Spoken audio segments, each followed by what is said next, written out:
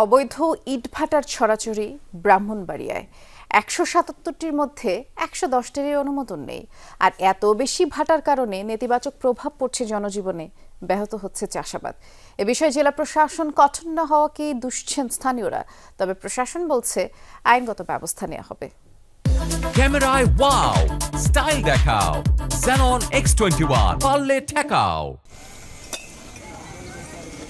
৭৪৪ বর্গমাইলের এই জেলায় ১৭৭টি ইটভাটা রয়েছে। এগুলোর মধ্যে নিয়ম নীতির তোয়াক্কা না করেই চলছে শতাধিক ভাটা।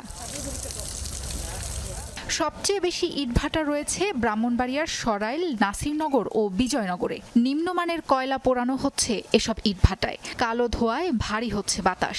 পরিবেশ কর্মীরা বলছেন, বছরের পর বছর ধরে আইন লঙ্ঘন হলেও তেমন কোনো পদক্ষেপ নেই পরিবেশ অধিদপ্তর কিংবা জেলা প্রশাসনের।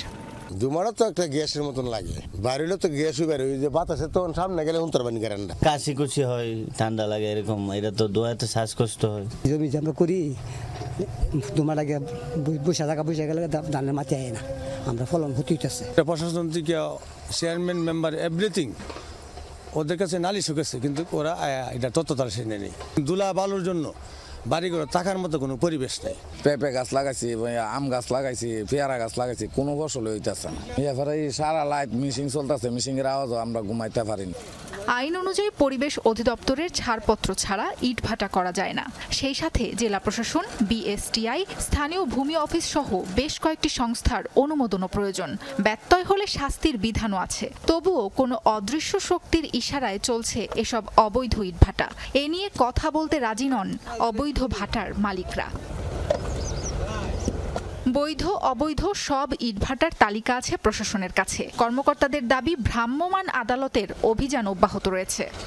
আমাদের যে পরিবেশগত যে বিষয়গুলো আছে এই বিষয়ে আমরা হাইলি কনসার্ন থাকব। যে কোনো অবৈধ ইটভাটা প্লাস যদি তাদের কাগজপত্র না থাকে, আমরা তাদের বিরুদ্ধে আইন এবং বিধি অনুযায়ী ব্যবস্থা নিব এবং আমাদের কার্যক্রম নিয়মিত চলমান থাকবে। যেগুলো অবৈধ ইটভাটা এগুলোর বিরুদ্ধে আমরা ব্যবস্থা নিব। সেটা হতে পারে আপনার ভাঙচুর করা, হতে পারে পানি দিয়ে বন্ধ করা, হতে পারে স্পেশাল ম্যাজিস্ট্রেট কোর্টে মামলা করা। জেলা প্রশাসন বলছে, অবৈধ ইটভাটা বন্ধে সংশ্লিষ্টদের নির্দেশনা দেয়াই আছে।